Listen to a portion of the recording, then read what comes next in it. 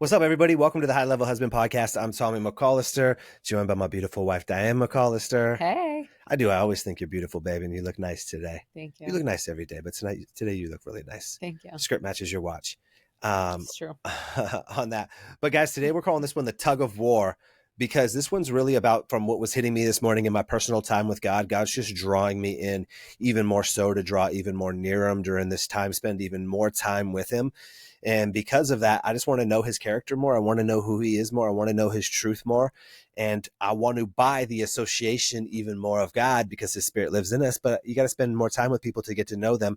He'll change our lives. But that plays directly into the topic we're talking about today, guys, which is how in this verse I'm going to share with you how the people were persuaded by the association of people in their life. And it was people that they thought that they looked up to or were successful or had spiritual parts of their life, or maybe financial as well. And they were persuaded by that. And because of that, they made a very poor decision in their life. And that's so many couples that we see is just like poor friends, poor community. And oftentimes when I say that, people think it's like, well, my friends aren't that bad. They're not like murderers, or they're not cheating on their wife, or all these other things. But it really, in that aspect, it really is that I don't want to say they might as well be, but they're that bad. Lukewarm friends who are doing specific actions will lead you to poor things. And so I'm going to touch on the verse, and then we'll jump into those aspects of stuff. Yeah. Sound good? Cool. So the verse, guys, is Matthew 27:20. But the chief priests and the elders persuaded the crowd to ask for Barabbas and to have Jesus executed. You see what it says there? The chief priests and the elders persuaded the crowd to ask for Barabbas to have Jesus executed. Let's circle back for just a second, guys. Just days before that, these same people were waving palm branches and shouting Hosanna. They were excited for Jesus coming into the crowd. But now those same people were probably persuaded by actual righteous people in it. There's people who are in the middle. This is why you have to let your yes be yes and your no be no. That's why you have to know your identity. That's you have to know a deep relationship with God, because those same righteous people, when they were cheering for Jesus coming in, it just probably stirred up the crowd, and the other people started cheering for him because they're easily persuaded in that. Well, then just a few days later, the same crowd, they were persuaded again because they were probably in the middle, were indecisive, were persuaded by chief priests and the elders to crucify Jesus in those moments of it. And so we're going to kind of just break this down step by step in this, guys. But I just want to, before we get deeper, babe, I'd love to just kind of touch on in your life, maybe how you've been persuaded by specific people for acceptance of different aspects. And we could just even touch I think before marriage on it. But I think then even going into marriage, how we've been persuaded in life for the wrong things, because even as they were looking up to the elders and the chief priests, that's people they were looking up to. They thought they were holy. They thought they have good intentions. They thought they were successful people, but they were wrong. And they were actually evil people, because the outside appearance made them be persuaded. That's our culture today, right? Where so many people look up to celebrities, a Taylor Swift or a LeBron James, and they go, wow, they're so successful. But success has nothing to do with your finances or things like that. It has everything to do with your character and your faith. And so people look up to them, and they're persuaded by what CNN's saying, the president's saying, or these celebrities are saying, which is why so many people tap into celebrities to push their agendas and pay them millions of dollars. I think Travis Kelce got paid $20 million to push the vax. Right? You know what I'm saying? Yeah. But they look up to Travis Kelce. They think he's married to Taylor Swift, and he's this football player who's a Super Bowl champion that, oh, well, I will listen to him because he's successful. When I see Travis Kelce, nothing about me goes, that's a successful man. Absolutely. Yeah, we have to be so cautious, because these days, especially, there are so many people that have a lot of people looking up to them, but they're not preaching the right thing, And so it's so hard, because sometimes it's hard for people, they don't know any better. So they haven't been told. So it's hard for them to discern which people they shouldn't be following and which people they shouldn't. It makes it really difficult. You're so right. And actually, I was just thinking about that when you're saying that. I was just messaging with somebody today, and he was saying his wife is considering divorce because their pastor of their church got a divorce, and his wife, the female, is like now touting for divorce, not for everybody to get a divorce, but it's like, no, it's not that bad of a thing, and all these other things. She's in a place of influence in the house of God, which as a leader in those where God's put this on me, that I'm held more liable and accountable to this. Yeah. Same with the pastor. And I'm like, yo, if they're up there like, well, sometimes it just happens. No. Sometimes it doesn't happen. Your flesh happens daily, which leads to divorce. And because of that, they're persuaded. And there's like, well, it gives permission to other people. So now that pastor gives permission to other people to Yeah. be able to do it, right? If a pastor's not fit, it gives people other permission to not be fit. If a Yes. pastor justifies and says, just give yourself grace in these things, it giving justifies that, right? If a celebrity does this, it's giving people permission to do X, Y, and Z in it. And so this is why it's so important for marriages, though, is because you will be persuaded. This guy's wife's being persuaded by people in positions of power. Yeah. And are like, oh, okay, well, maybe this is what it is. No, I know my identity. Somebody could not literally come in right now and say, Tommy, I want you to stop preaching the gospel. I want you to stop coaching men. And I'm going to give you $1 billion to stop and just, retire and just like go play golf and, do that right now. You couldn't give me, No way. I would say, sorry, I'm Yeah. not for sale. Yeah. I can't be persuaded by money, by culture, by anything. This is a gifting from God and a calling from God, which comes with very heaviness of it as well. Yeah. But I will not back down. And because of that, but I won't be persuaded by money, by anything of those aspects. And I'll stand true to these callings. And because of that, I know who I am. And because I know who I am, you know who you are. That's right. And because you know who you are, you trust me and we trust each other. So then we don't have this conflict. Because that we have a phenomenal marriage and are creating disciples around the world. Yeah. And because we can't be persuaded by culture, we're just, I don't want to say persuaded, but we're just discipled by God. And because of that, here we are, where so many people are persuaded by culture in it. So I do want to get back to the question that I asked you about being persuaded in those times, because that's where a lot of people are. I've seen it just so much, just from family members to friends. They're so persuaded by people who they hang out with. There's somebody in our life, a family member, and they go to Bible study with these people. They road cycle with these people, men and women. But then on the weekends, they go and get drunk with these people. Yeah. And it's like, what type of Bible study are you in, bro? Like, those don't go together. Getting drunk is clearly a sin, right? And God asks you not to do it. Yeah. And then you're in Bible study, and he's like, "Oh, well, not everybody's. Everybody sees things a little bit different. It's my interpretation." No. God only has one truth. Yeah. One truth. That's the problem too, is that people tend to mix up the Bible with what they believe, and they try to throw it in there and mix it together, as opposed to, like, God is black and white. It's not. It's very clear, there's no gray period in between. So you can't just make it whatever you want because that's what you want to do. You know? Pastor Shane Pruitt, who's on this podcast, said it best, that God's not a Play-Doh God. You don't get to mold him to what you want him to be. Yeah. He is who he is. He's the same yesterday, today, and tomorrow. And because God transcends time and space, the truths people will go, well, but if God was today, he would understand that there's just more gays today or whatever. And I hate using the gay one, but it's just so easy to use because it's a hot ticket item, especially in this day and age. It's the cancer in our culture right now, a big one, right? Yeah. And because of that, people go, well, it would just be different. No, God knows. He knew what was coming, just the same way Jesus knew he was going to the cross. Right. He knew Judas was going to betray him. Right. So do you not think he knew the future? God transcends time and space. He knows the future of it, right? And so he knows what's going on. So you don't get to mold the scriptures to your life. No. That's not how it works. Yeah. So I guess let's just touch on that. I know because of where we're at, we're very strict on who we hang out with, who we spend our time with, and what we consume is because we're not letting anything infiltrate us but the truth. But if we really look back at your life, talk about that. Like what age, what time period? I think you could talk about your teenage years, because we've, right? Like you were definitely a little rough around the edges, but you would be persuaded, I think, by your sister, and I think by your friends group. Absolutely.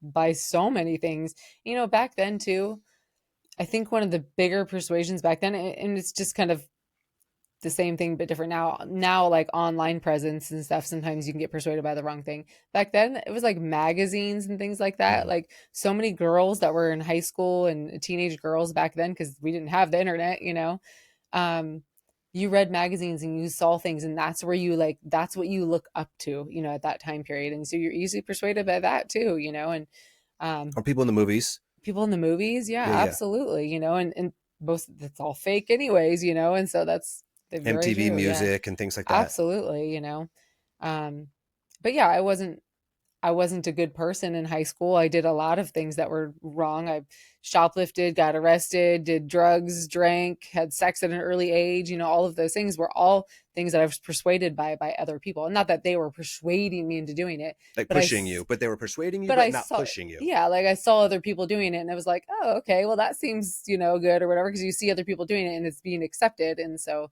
it was so easy to fall into those things, which then obviously hurt me in the long run, so very much for many reasons and many years.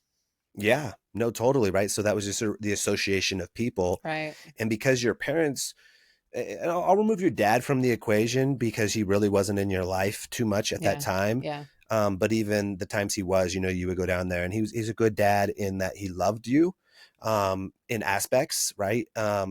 But he was an alcoholic, so he wasn't setting a good example in Yeah. that aspects.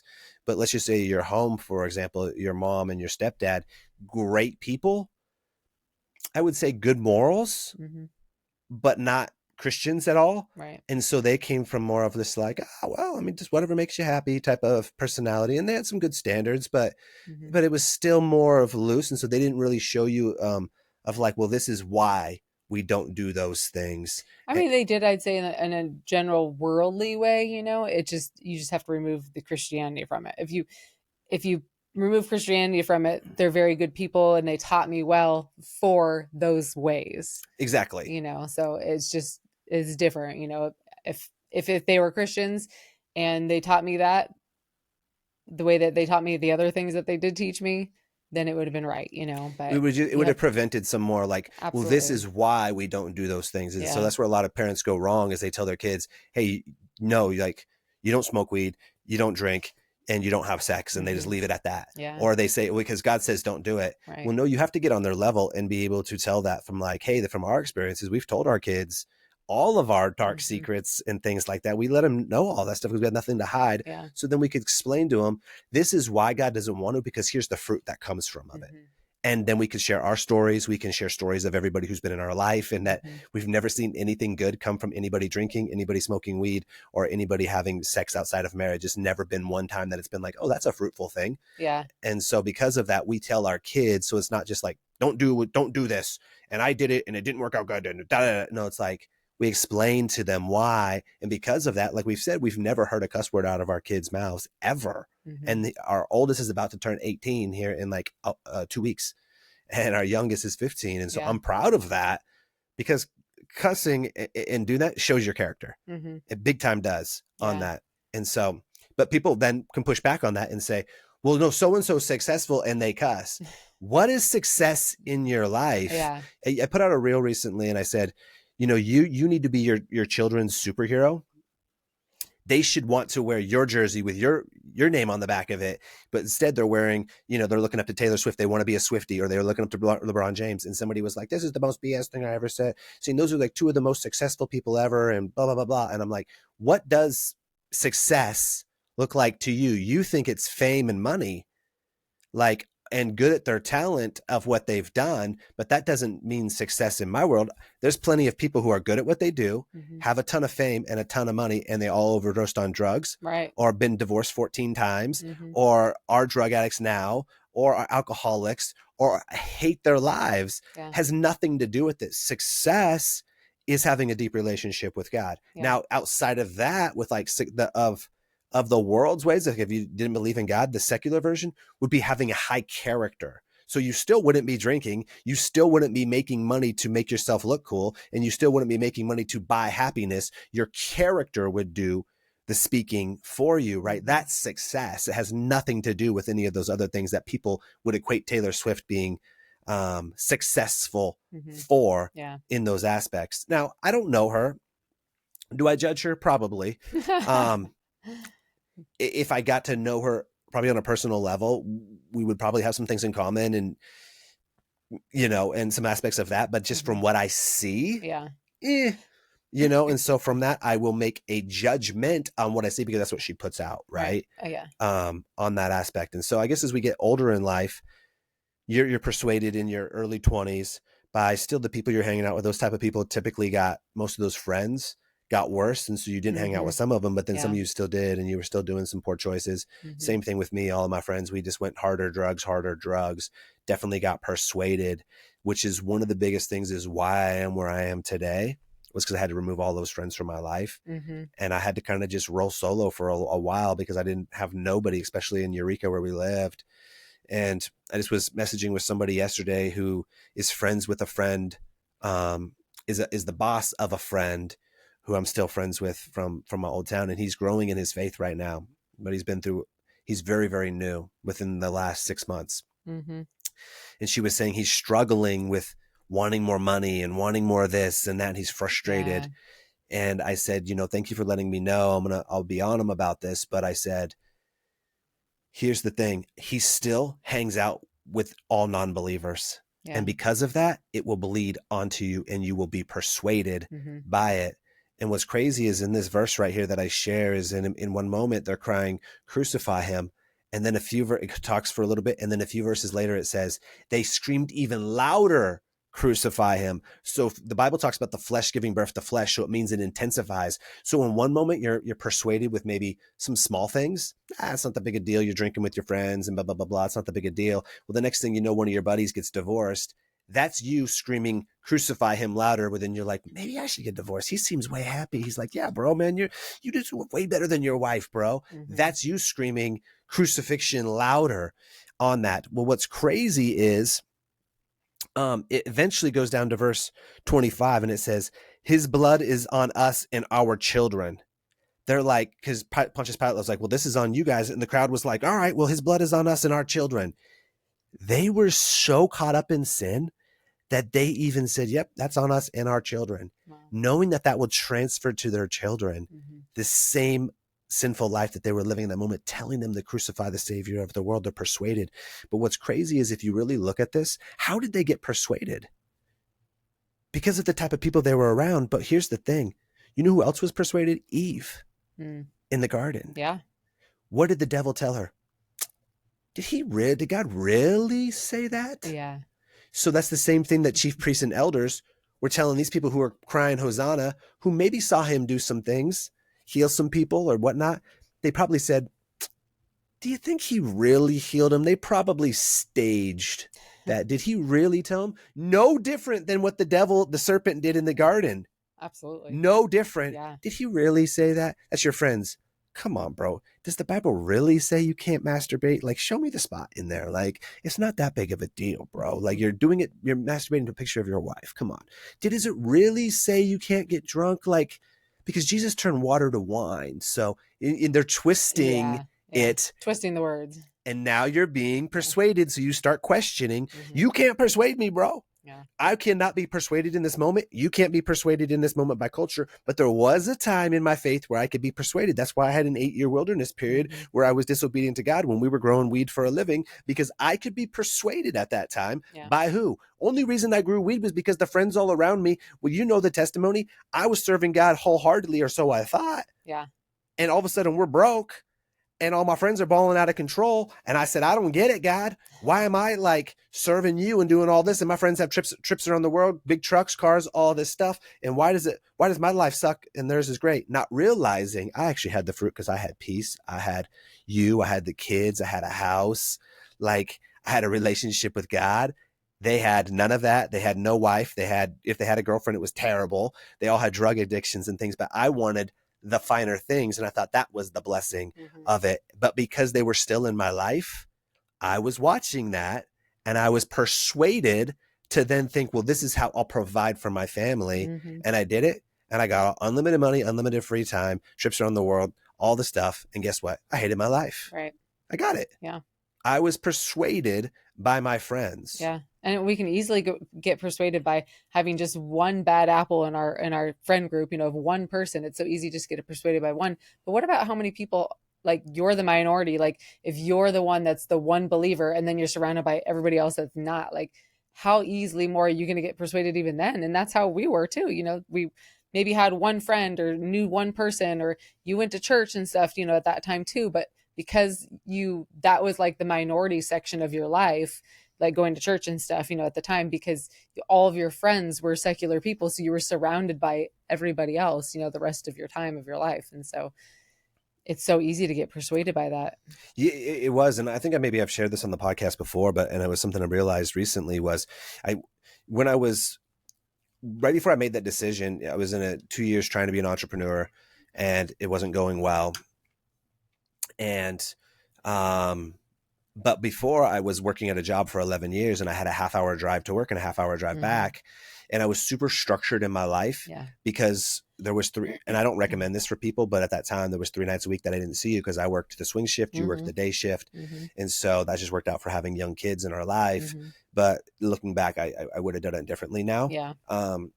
But because of that, I was super structured. And that was before, like really before everybody had phones and everything on their phone. They had flip phones and things like that, that I just listened to, at that time I was a Catholic. I would listen to Catholic radio or I would pray. That's what I would do. On the half-hour drive there, on the half-hour drive at home, on the break, because I didn't have a phone, I could just mess around on social media and have every app. I would read the Bible or read a book, something like that, and disciple myself, But I was so structured. Then on my free time, because we didn't see each other for 3 nights a week, I spent my time at church or with you. And so because of that, I didn't have these as much of persuasions. But because when I got out of that structure and I had more free time, I had more time for my friends. And so I spent more time with them, and what that led to, but being persuaded by them in those aspects. And so it's really crazy.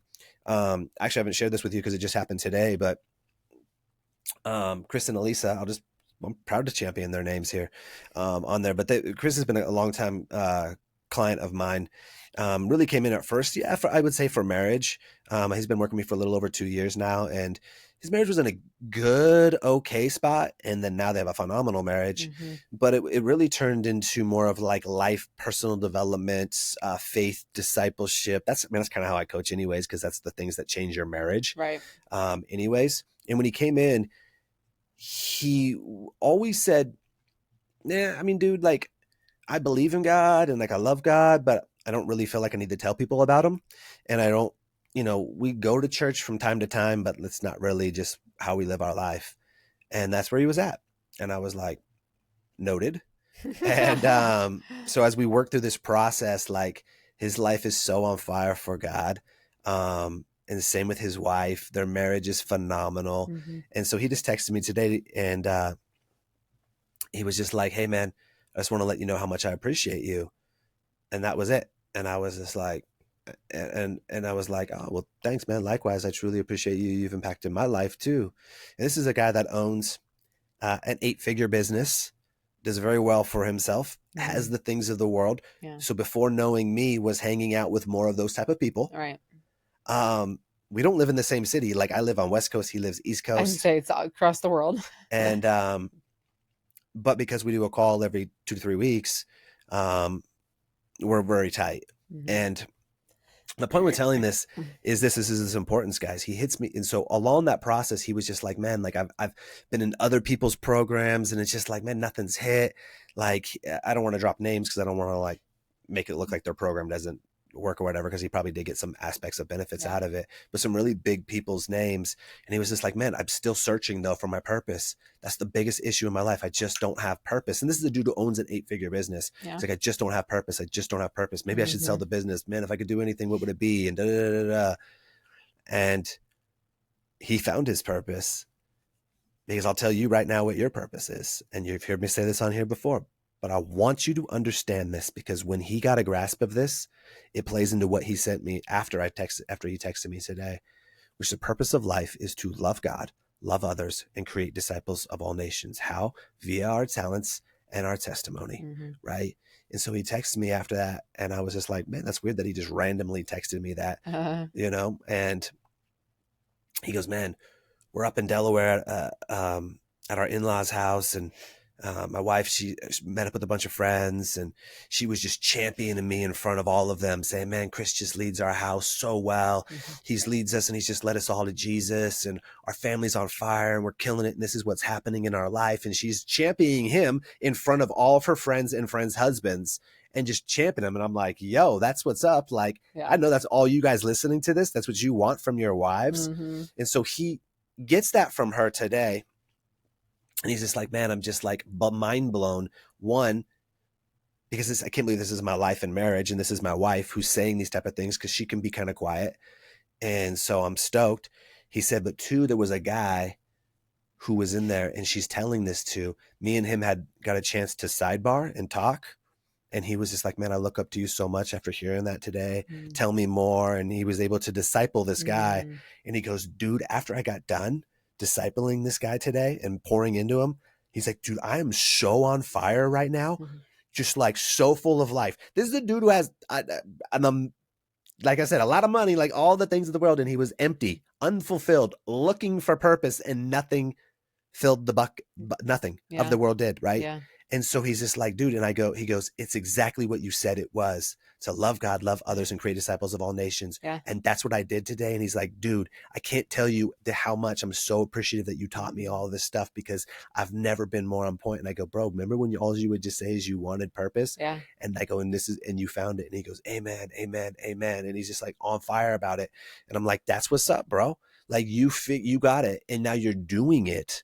Right. But he got, I don't want to say persuaded by me, but to a certain extent, by the way I live, the way I speak, and the way I coached him, he got to go do it, experience it, encounter it, and now live it. And now he's doing that for other people. Mm-hmm. So guys, that's what we're saying, is the right people. But if he doesn't hire me and take God, put me in front of him to be able to then go out on a limb, hire me, know me, all these other things to be able to do this, guess what? He's still purposeless. Yeah. Making money. Yeah. His marriage is going the opposite direction. He was like, bro, I'm really concerned, because where we're at right now is an okay spot. But I watched this happen in her parents' marriage, where it got to a spot once all the kids got to 18 and moved out, they got divorced. Mm-hmm. And he's like, I believe that's where we're headed, because we're in a good spot right now, but we're not trending in the right direction. Right. And we need to fix this. And now what's happened?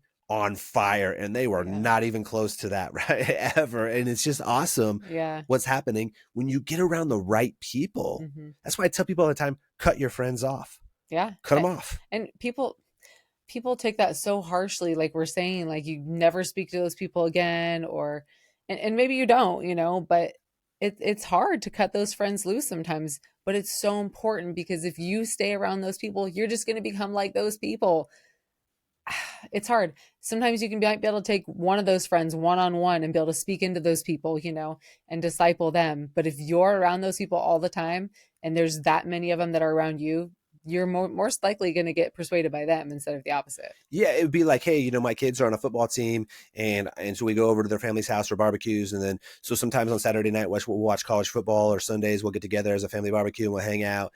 And so I go over there, and other dads are there, and everybody's drinking, and this, that, and the other, and so the talk in itself will corrupt you. Yeah. Just listening to them drop F-bombs will eventually have you drop an F-bomb. Right. Just listening to them dog their wife will eventually you start thinking about certain things. Listening to them talk about politics and all these other things will eventually have you doing the same things. And I don't care how strong you are. Yeah. That's why Jesus sent people out 2 by 2. Yeah. Was so you had a powerhouse with you, but you met and you went out and did those things. That didn't mean they were in bars, still having drinks and watching football. No, they went to the public square to be able to preach or whatever, or meet with people in their homes with the intention of discipling them. Mm-hmm. And so when I was talking with another client today, he was talking with a guy who does therapy and all those other things. And the guy was saying, I'm always there for these people, but I'm like, for example, he's like, I'll always love on the drug addict and those type of people, but that doesn't mean I'm going to drive them to the drug house or go sit with them while they're doing drugs or whatever. He says, no, I'll meet with them for coffee or for something like that. And I'll love on them and I'll pour in them if they need a phone call or something like that. Absolutely. But I don't just go and spend time with all of them in those moments, because you're playing with fire in those moments. Like, you really have to distance yourself. God, I want to let you know that right now, God did that with you and is probably doing with you in the moment. He will not get in the trench with you and do all that. It says, draw near to God and he'll draw near to you. He's waiting for you to make the right decision to draw near to him and he'll draw near to you. Yeah. But he's not the one who's just like, no, it's all good, bro. Like, you're doing all the sinful stuff and I'm just going to bless you either way. No, your sin blocks the connection from you with God. He's waiting for you to repent so you can draw near in those moments. Then he'll draw near to you. But he doesn't just be like, accept of that and do it. Love, it has nothing to do with acceptance. There's no part of love that has acceptance in it. Not at all. At all. That's what culture thinks love is. Yeah. Love is not nice. I hate to tell you that. Love is not nice. Love is giving somebody the truth. Because truth will set you free and truth Yes. will get you to heaven. Yes. Intentionally living in sin leads to a life in eternity in hell. Yeah. You can get your name removed out of the book of life because of your choices that you make. Yeah. That is true. Is that hard to hear? Yes. Is it true? Yes. So love is really keeping it real and raw with them. I'll recommend you guys to listen to the Cam Newton podcast he did with Jason Wilson. Such a fire podcast. Jason Wilson did not back down. He brought the truth to Cam. He had just met Cam and he was discipling him on there, bow, bow, bow, just letting it rip, giving him hard truths. He just met the dude. He could have been like, yeah, I mean, I get it, Cam. You know, you're famous and it's tough and like all these other aspects and blah, blah, blah, blah, blah. Like, no, he was like, son, da, da, da, da, and gave him the truth. Because he cares about him and wants what's right for him. And so he's sharing the actual truth with him instead of just, comforting him in the moment. Exactly. Because that's what most people do. Most people comfort, oh, it's okay, or, oh, they're doing this because of that, or, whatever, instead of actually giving them the biblical truth of this is why this is happening. You need to change that. So that way you're set in the right direction. It might be hard to hear in the moment, but it's going to set you off a better path later on. You got to give them the realness. Absolutely. Because we don't know when our last day will be. Yeah. And so if we just say, well, that they'll come around, what happens when they get smashed by in a car accident and they're dead? Yeah. And you missed your chance to disciple them. Yeah. And now they're burning in hell forever. Yeah. That's on you. God teed them up and you back down. That's me doing this in this moment. You know how many people might go, screw this dude, I'm turning this off. This dude thinks he's better than everybody, blah, blah, blah, blah, blah, blah, blah. Guess what? I'm giving you the truth because I love you. Absolutely. I love you and I will give you the truth. It's not easy, but it's a must. And God will be in favor for me because of that, because I will give you the truth. Mm-hmm. If you listen to podcasts where they say, well, God knows my heart, give yourself grace, all that other stuff, you're listening to the wrong podcast. And if you go to a church, well, that's all they talk about is Jesus loves you and give yourself grace and all that other stuff. You are being playing with fire and it might not go good for you.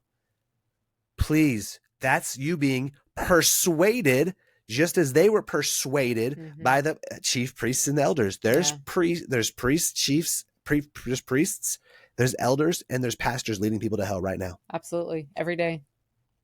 And people don't realize it. Mm-hmm. Yeah. And that's where it's on us to be able to do this, to speak the truth. Mm-hmm. We'll be hated on. Charlie Kirk was hated on and he was killed for multiple different reasons, but one of them because he was bringing actual truth to people. Yeah. And if you really actually got to watch his stuff and not the left twisted, taking a clip of him and twisting it to make it sound another way, right, you get to really understand him. And that's what's happening in a lot of different ways is people are right now, so many people on the left who hated him are seeing so many clips that they never saw of him before because the internet's getting flooded of him and going, oh, that's not the version of him that we were shown. Yeah, exactly. Uh-oh. Why? Because you were persuaded. Mm-hmm. That's why I don't watch the news at all. The right or the left. Yeah. I mean, I guess I would say I am a Republican, but I guess I'm neither. Like, I vote for biblical principles. Right. And that's what I got to do. Yeah. And I go for all that. It's just the same thing Jason Wilson was saying today on that Cam Newton podcast. I was like, get it, bro. Because he says the same thing that I said. He goes, Cam Newton goes, well, so you're a Christian? He goes, no, I'm not. And I said, yeah, I'm not a Christian either, bro. I'm a follower of God. That's what he said. That's right. He goes, I'm a follower of Christ. Mm-hmm. And I said, amen, bro. Same thing. I said, do not lump me in with other people who are misguiding the truth of the gospel. Yeah. Get to know God. I was listening to an amazing podcast the other day as well. Michael Koulianis and Rich Wilkerson Jr. And they were talking about it. And he was saying, man, I spend 3 hours a day with the Lord, if not more. And in my early years, it was like more 6 hours. And so it really hit me because I spend about 2 hours a day right now with the Lord. And my goal for the next month's 4 hours a day. And I was like, I need to spend, and God's been calling me to spend more time with him, to get to know his character more, to get to know his truth more, because he's giving me bigger stages. He's given us more men's events to go to. He's given us more churches to preach at, all these different things. The podcast has really been growing. Our social media has really been growing. And he's like, all right, son, if you're going to be able to have these bigger platforms, you need to have more endurance. How do you get more endurance? By upping your time with me, right? So if you're going to run an ultra marathon, you got to start putting in the miles, right? I was able to run the marathon, but he's asking me for more miles.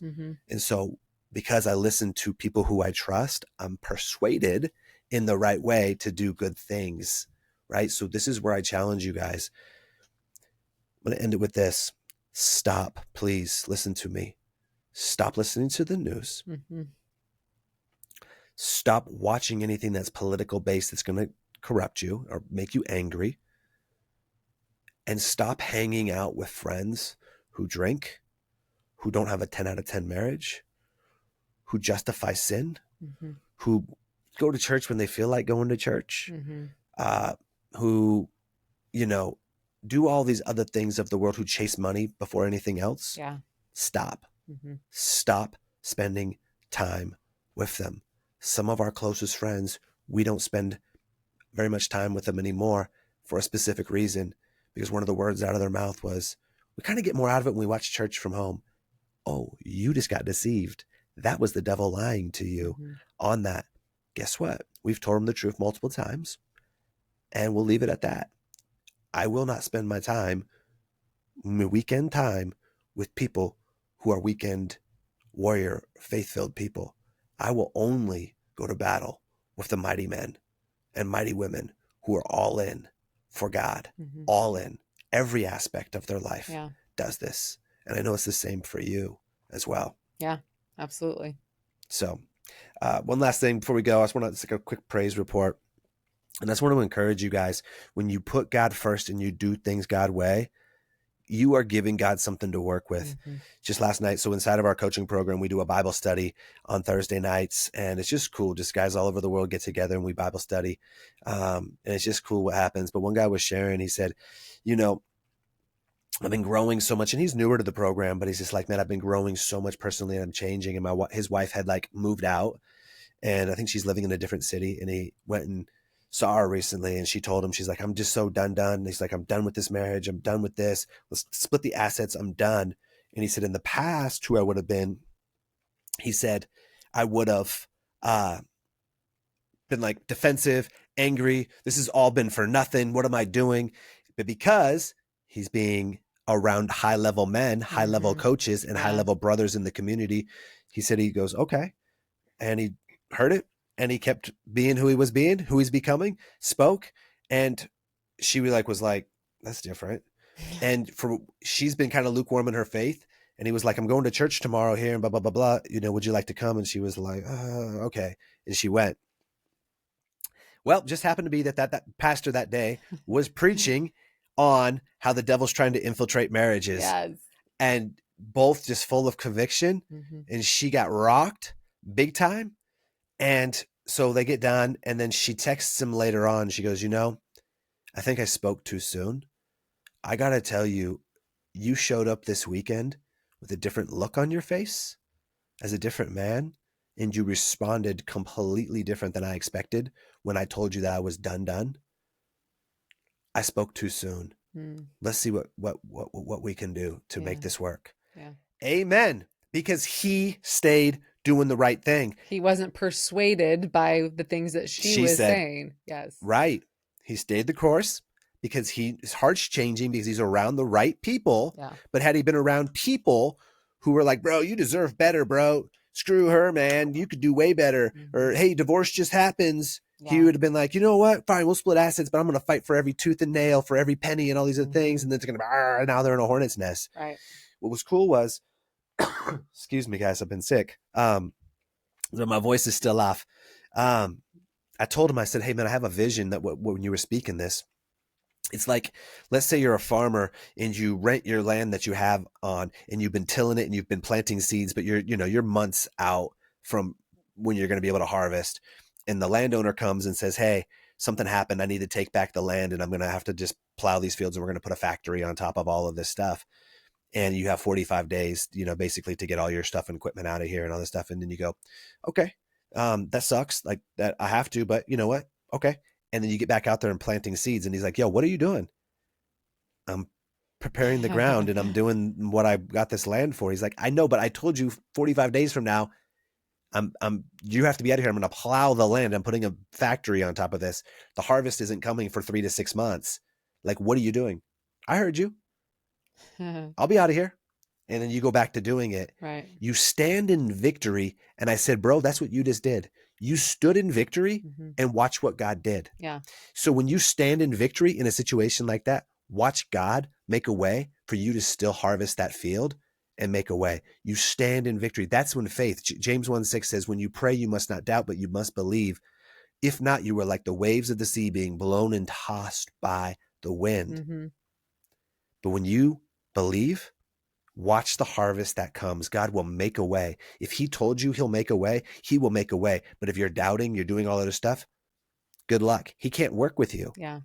Because had that guy in the marriage responded differently in that, even though he's seeking the Lord and he responded bad in that moment, he would have just handcuffed God because God would have said, you're not ready. So I can't even give you your wife back right now because you're not ready to have her back yet because you've already been stewarding wrong and you're not ready to get her back yet because like you wouldn't steward her right. But because he did, God goes, you're ready. Yeah. God gave him the opportunity to be able to change, to be able to listen to him and trust God and speak those words that he needed to. And he actually did it. He actually was obedient in that time. Then God's like, okay, I'll make it happen. Yeah. But I see so many guys and then they keep dropping the ball. And it's like, God, then you're like, well, God, why isn't working? Why, God, why isn't making this happen? Bro, because you keep dropping the freaking ball. Yeah. Respond in victory. Okay. Blah, blah, blah, blah. Be the leader. Have your core values, your standards. Don't lower them. Be that person. Be stable, poised, no matter what. Confident, even in the face of the lion's den. Daniel went in the lion's den and took a nap. I don't know about you. Throw me in a lion's den. I don't know if I'm going to go take a nap. He went in there and took a nap. Like, that's how confident he was in the Lord. Are you that confident in the Lord? If you're not, are you in the Word every day? Are you in solitude? Are you praying every day? Have you ever noticed in the Lord's Prayer, it said, give us this day our daily bread. You wouldn't say daily, give us this day our daily bread if it's not a daily prayer. Right. Because you're not saying, give us this week our weekly bread, our yearly bread. That's most people. They pray here and hit or miss, and they're like, well, dude, no, it says daily bread. Daily bread. So what does it start with? Our Father who art in heaven, hallowed be thy name. You're honoring God daily. Your will be done daily. So you're obedient daily. You're asking for your daily bread daily, just enough, just what I need for today. Forgive me for my trespasses. And allow me to do the same thing for other people daily. And God, don't put me into temptation and and deliver us from evil daily. Yep. Daily. Jason Wilson to Cam on that podcast, what did he say? He said, Cam, what I really see is you know the scriptures, decent, but you need to get in the word way more. He didn't say, here, you need to do all this woo-woo stuff. No, get in the word. And when you know the word of God, it'll change your heart. Absolutely.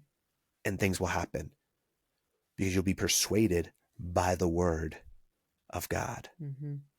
And God will be your company. I said I'm going to spend 4 hours a day with the Lord. Guess what? That's where I'm going to get change. I didn't say I'm going to spend 4 hours watching football, 4 hours watching TV, 4 hours scrolling on my phone, 4 hours watching the news, being persuaded. No, I'm spending 4 hours with God. Yeah. Do you think I'm going to get changed? Yes. Do you think I would get changed if I spent 4 hours watching the news? I would get changed in the wrong way. Yeah, I was just going to say that. Yeah, you'd be being persuaded to go the wrong direction. Exhausted, Yeah. angry, Yeah. frustrated, fearful, all of that. And then you'd be spreading that onto the rest of the world. And onto you. Then what's going to happen with you? You're going to be unstable. Then you're going to be unstable. So you're going to yell at the kids. Yeah. Then all that bleeds out the other way. Yes. Be careful who you're getting persuaded by, because you will be lied to. The truth will set you free. You only know the truth by hanging out with people who live for the truth. All of your life, every day, all day, has to be dedicated to the Lord. Not just Sunday and not just in the morning and then the rest of your day goes about what it is. No, like all aspect of your days, you're just communing with God. How does this play into my mission? Should I love on this? It's just all day. Like that's all that goes on my mind all day. Does not end. Yeah. Ever. Yeah. But I will encourage you guys. You don't get to, I'm not telling you do 4 hours a day. Right. I can do 4 hours because I've been running the marathon at 2 hours and now I can go to farther. You've built that up. Build up your muscle, guys. And I'm not saying, oh, I'm just that much better. No, what I'm saying is you got to start somewhere. Do an hour a day, 20 minutes of worship, 15 minutes of word, 20 minutes of a sermon, whatever, do 20 minutes of each of those 4 things, 20 minutes of praying. So I guess that would be longer. Do 20 minutes of each of those things. Very doable. While you're making your breakfast, you're listening to the sermon. That's right. When you're driving to work, you got praise and worship on, or you're at the gym, you're listening to it. It takes 20 minutes to read the word. And then in prayer, it doesn't take that long to just sit there in solitude and prayer. 20 minutes is nothing. Yeah. You got it. And your life would be drastically different. I know we've been going way too long, babe. We got to turn this off. But I had another call with somebody today, and they were saying, dude, I don't know if you realize this, but I'm at day 350 of reading the Bible every single day. He goes, you challenged me a year ago. I don't know if you remember it, to do it every day because I was doing hit or miss. And another guy who came into my life and he had been away from God for a while. And I said, all right, read a chapter of the Bible a day. And he says, I'm at day 350. I have not missed a day. And he's like, I got 15 days to get to the year. And he's not going to stop. I have watched this guy's life radically change. And I only do a call with him once a month. Like he's one of those like side type things because he came to me for BMX and to like, we kind of just connect on that. But I ended up just discipling him. He didn't need to know how to get faster on his bike. He needed to know how to get faster with God. Exactly. And so it's just crazy what happened. God tempted him with BMX and what he got was salvation. And now he's discipling so many people. It's so awesome. So good. So anyways, guys, we love you. If this impacted you, please rate it 5 stars. It does mean the world to us. If you want coaching and you want to come in and get the fast track, click the link below. And if you just want to keep listening to the podcast, that's awesome. Give us a subscribe. Follow us on any of the platforms and YouTube, whatever. So we love you guys. God bless you. Bye.